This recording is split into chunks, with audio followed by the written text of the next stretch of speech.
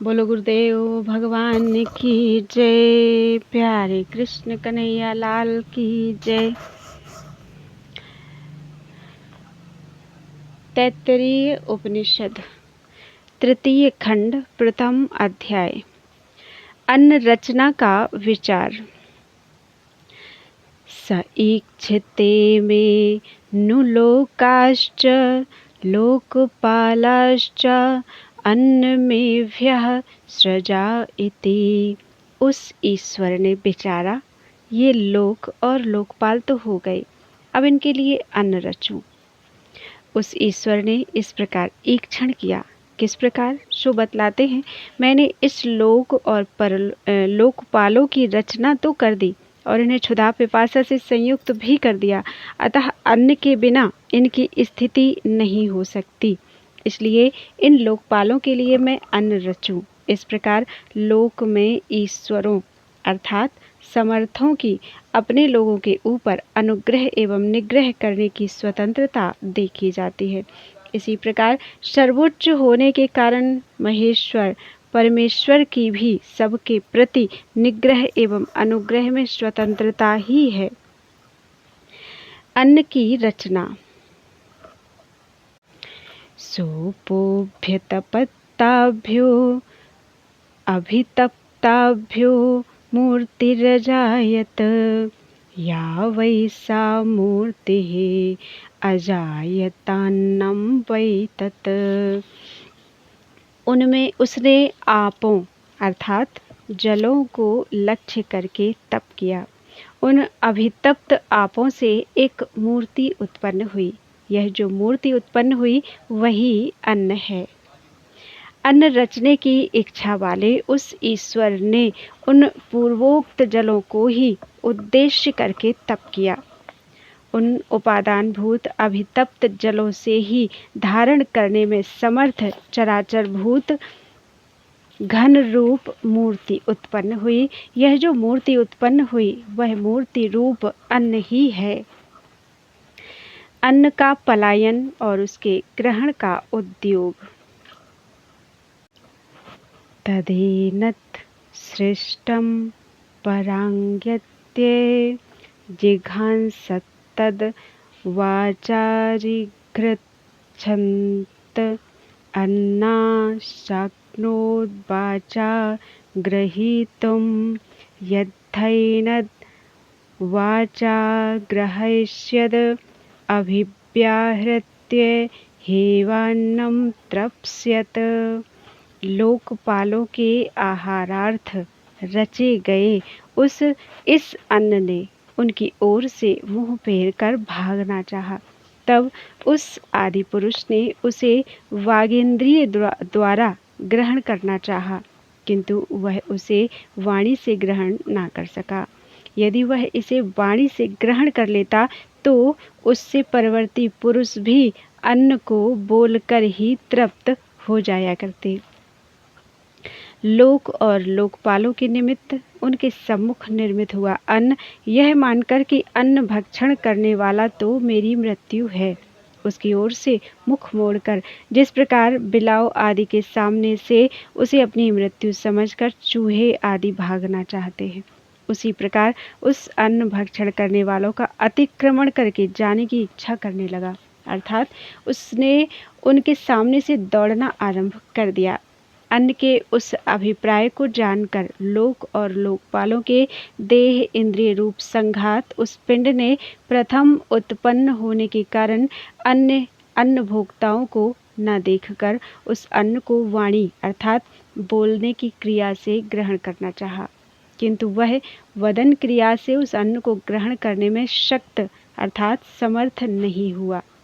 वह सबसे पहले उत्पन्न हुआ देहधारी यदि इस अन्न को वाणी से ग्रहण कर लेता तो उसका कार्यभूत होने के कारण संपूर्ण लोक अन्न को बोलकर ही तृप्त हो जाया करता, परंतु बात यह है नहीं। अतः हमें जान पड़ता है कि वह पूर्वोत्पन्न विराट पुरुष भी उसे वाणी से ग्रहण करने में समर्थ नहीं हुआ था। आगे का प्रसंग भी इसी के समान है। तत्प्राणेना जिघ्रक्षत तन् अन्न शक्नोत् प्राणेन ग्रहीतुं स यद्धैन प्राणेन अग्रहैस्यद अभिप्राप्य हेवान्नं तृप्स्यत। फिर उसने इसे प्राण से ग्रहण करना चाहा, किंतु इसे प्राण से ग्रहण करने में समर्थ नहीं हुआ। यदि वह इसे प्राण से ग्रहण कर लेता तो इस समय भी पुरुष अन्न के उद्देश्य से प्राण क्रिया करके तृप्त हो जाता।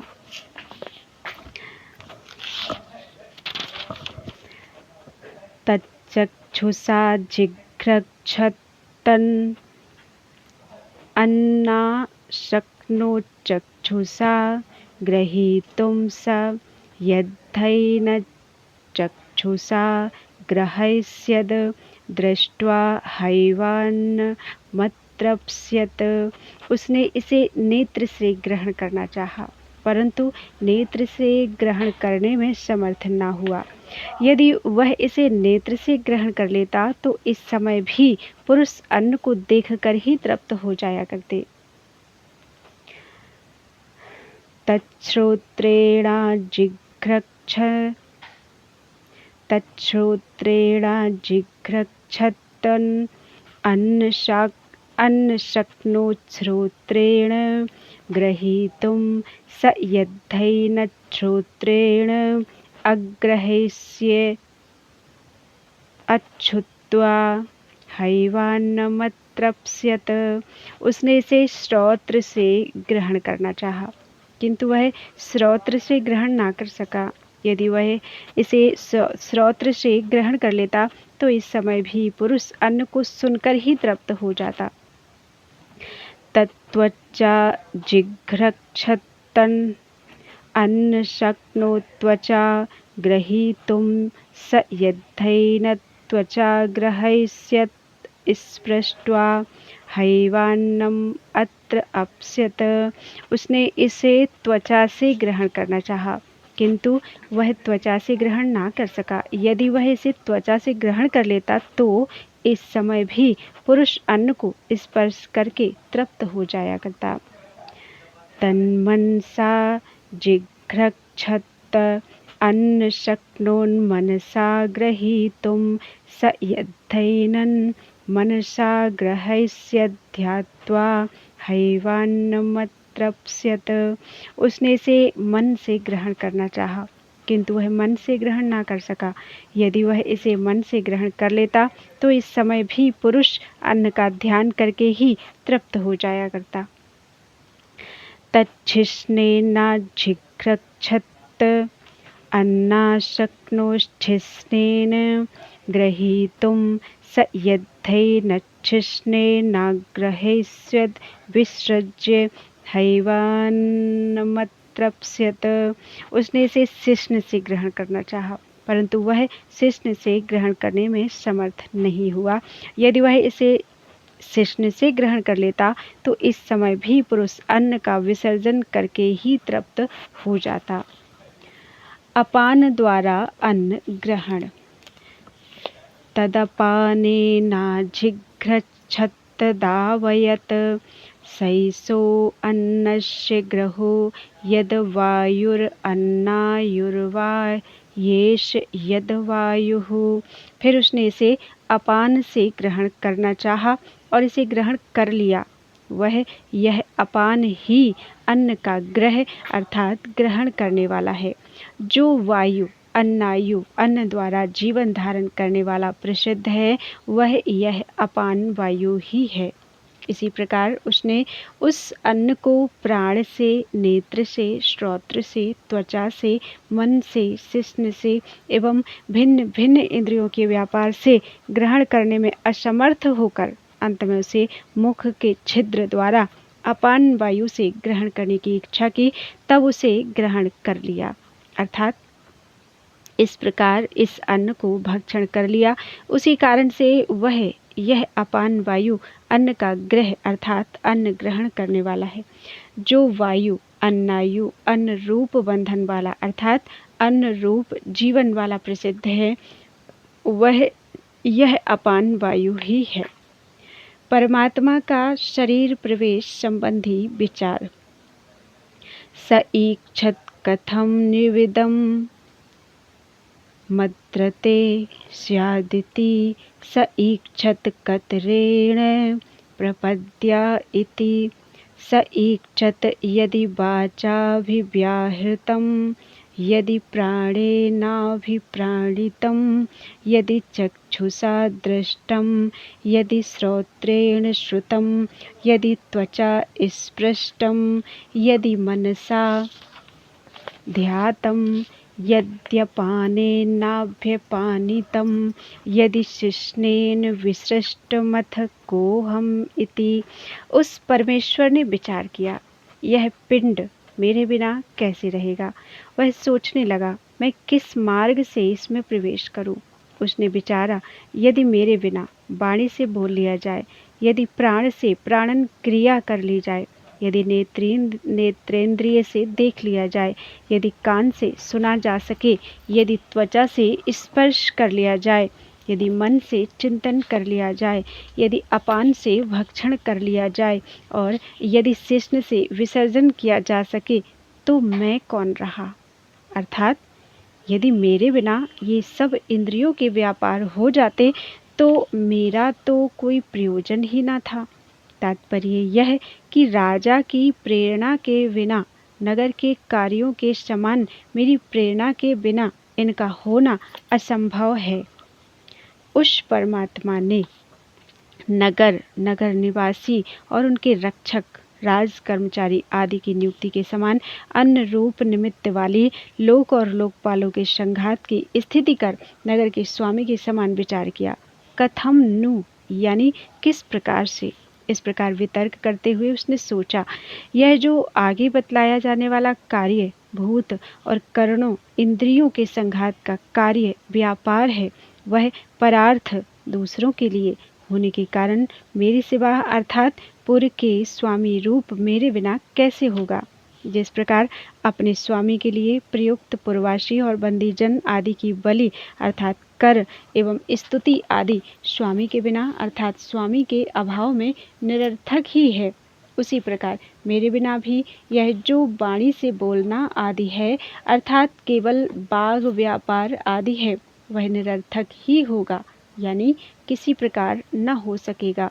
अतः नगर के अधिष्ठाता राजा के समान इस देह रूप संघात के परम प्रभु और अधिष्ठाता मुझे भी इसके पाप पुण्य के फल के साक्षी और भोक्ता रूप से स्थित होना चाहिए।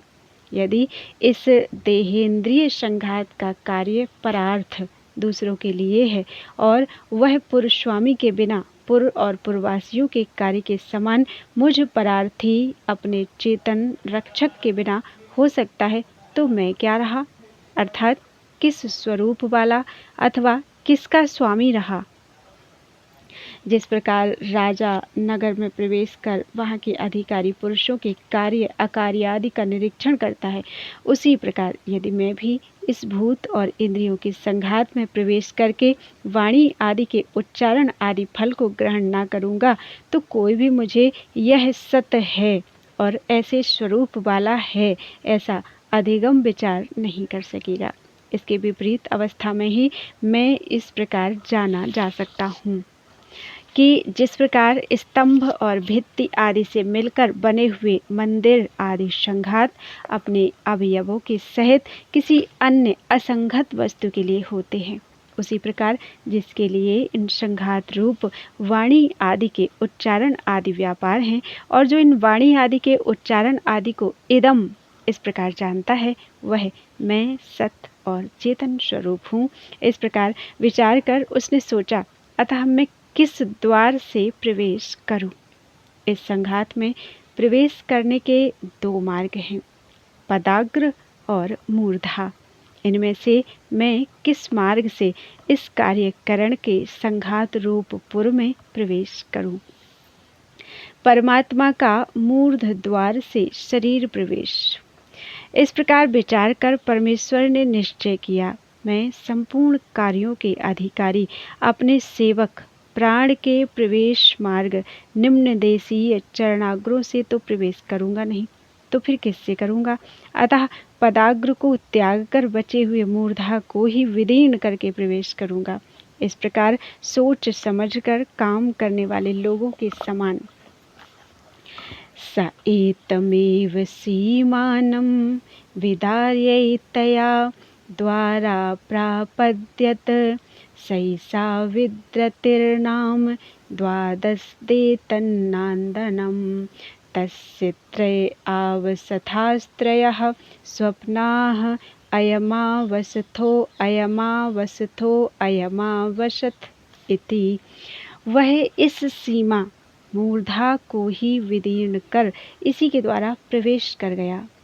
वह यह द्वार विद्रति नाम वाला है, यह नांदन आनंदप्रद है, यह आवशथ नेत्र, यह आवशथ कंठ, यह आवशथ हृदय। इस प्रकार इसके 3 आवशथ अर्थात वास स्थान और 3 स्वप्न हैं। वह सृष्टिकर्ता ईश्वर इस मूर्ध सीमा को ही, जिसका केशों का विभाग ही अवसान है, विदीर्ण कर अर्थात उसमें छिद्र कर उसी के द्वारा उस मार्ग से ही इस लोक अर्थात भूत और इंद्रियों के संघात में प्रवेश कर गया।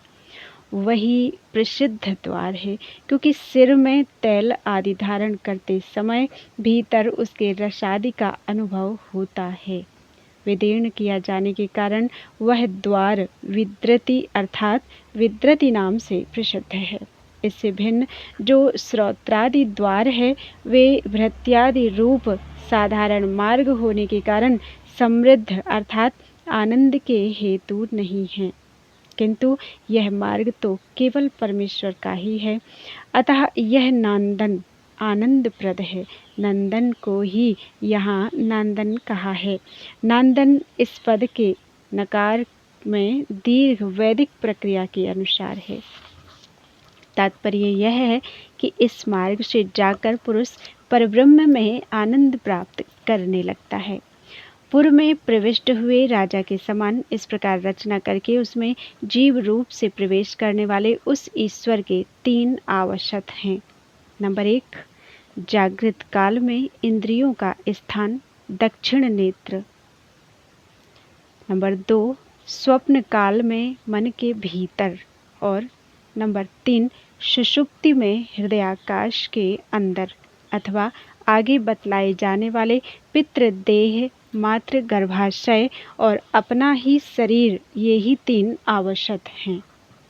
तथा जागृत, स्वप्न और सुषुप्ति नामक 3 स्वप्न हैं।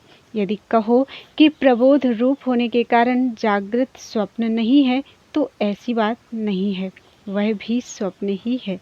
किस प्रकार? क्योंकि उस समय परमार्थ आत्मस्वरूप के बोध का अभाव होता है और स्वप्न के समान असत वस्तुएं दिखलाई दिया करती हैं। उन आवश्यकों में यह दक्षिण नेत्र ही प्रथम है, मन का अंतर्भाग द्वितीय है और हृदयाकाश तृतीय है। अयमावसथः ऐसा जो 3 बार कहा गया है, यह पूर्व कथित का ही अनुकीर्तन है। उन आवश्यकों में क्रमशः आत्मभाव से रहने वाला यह जीव दीर्घ काल तक स्वाभाविक अविद्या से गाढ़ निद्रा में सोता रहता है और अनेकों शत सहस्र अनर्थों की प्राप्ति से होने वाले दुख रूप मुद्गरों के आघात के अनुभव से भी नहीं जागता। जीव का मोह और उसकी निवृत्ति। सजातु भूत्यान्य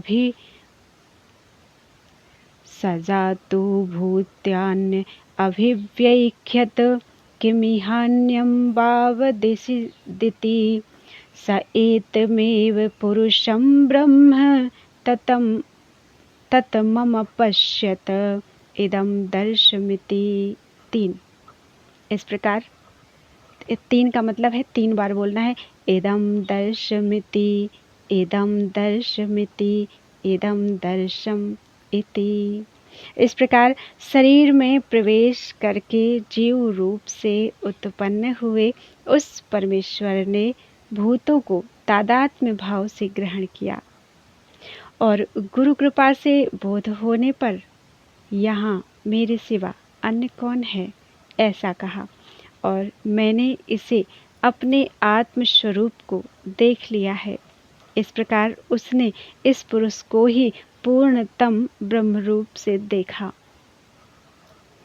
उसने उत्पन्न होकर जीव भाव से शरीर में प्रविष्ट होकर भूतों को व्याकृत किया, अर्थात उन्हें तादात्म्य रूप से ही ग्रहण किया।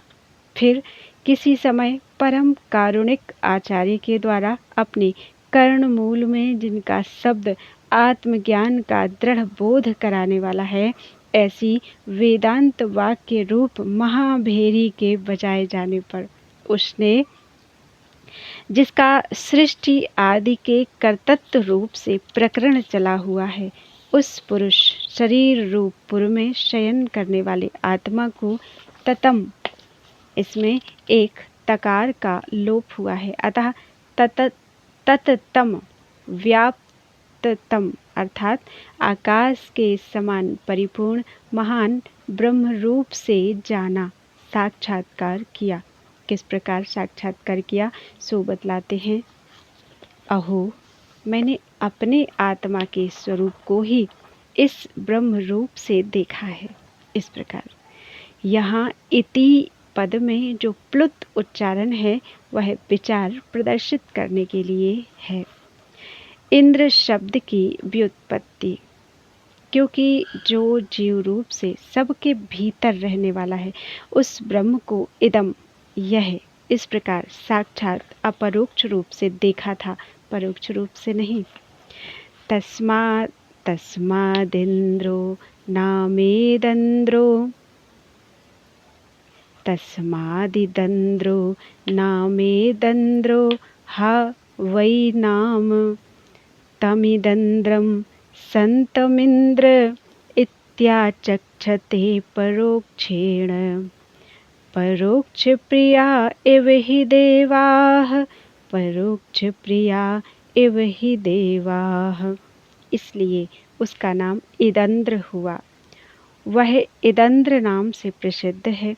इदंद्र होने पर ही ब्रह्मवेत्ता लोग उसे परोक्ष रूप से इंद्र कहकर पुकारते हैं, क्योंकि देवगण परोक्ष प्रिय ही होते हैं, देवता परोक्ष प्रिय ही होते हैं। इसलिए जो इसे देखता है वह परमात्मा इदंद्र नाम वाला है। लोक में ईश्वर इदंद्र नाम से प्रसिद्ध है। इस प्रकार इदंद्र होने पर भी ब्रह्मवेत्ता व्यवहार के लिए उसे इंद्र इस परोक्ष नाम से पुकारते हैं, क्योंकि पूज्यतम होने के कारण उसका प्रत्यक्ष नाम लेने में उन्हें भय है। जबकि देवता लोग भी परोक्ष प्रिय अर्थात अपना परोक्ष नाम ग्रहण किया जाना ही प्रिय मानने वाले हैं, तब संपूर्ण देवताओं के भी देव महेश्वर का तो कहना ही क्या है। प्रकृत अध्याय की समाप्ति सूचित करने के लिए यहाँ 2 बार कहा गया है। इति श्रीमद् परमहंस परिव्राजकाचार्य गोविंद भगवत पूज्य पाद शिष्य श्रीमद् शंकर भगवतः